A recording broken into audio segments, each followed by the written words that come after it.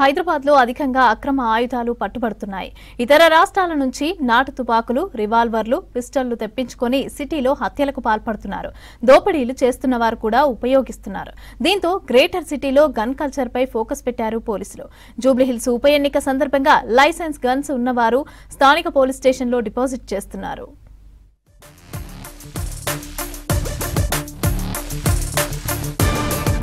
హైదరాబాద్ శివారు ప్రాంతంలో కాల్పుల ఘటన కలకలం రేపింది. బాధితుడు సోనూ సింగ్ పై కాల్పులు జరిపిన గ్యాంగ్ ను రాచకొండ పోలీసులు అరెస్ట్ చేశారు. గోవుల అక్రమ రవాణాను అడ్డుకున్నందుకు శత్రుత్వంతో ఇబ్రహీం అనే వ్యక్తి సోనూ సింగ్ పై కాల్పులు జరిపాడు. గన్ ఉపయోగించడంతో ఇల్లీగల్ వెపన్స్ పై ఫోకస్ పెట్టారు రాచకొండ పోలీసులు.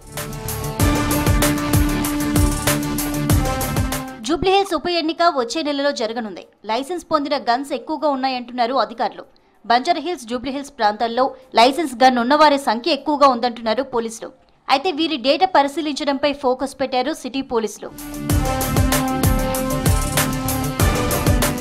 హైదరాబాద్లోని 99 పోలీస్ స్టేషన్ల పరిధిలో 3709 మంది వద్ద లైసెన్స్ గన్స్ ఉన్నాయి.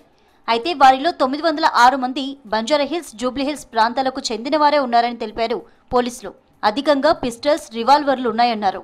ఉప ఎన్నిక జరగనున్న క్రమంలో ఆయుధాలను పోలీసులకు డిపాజిట్ చేస్తున్నారు.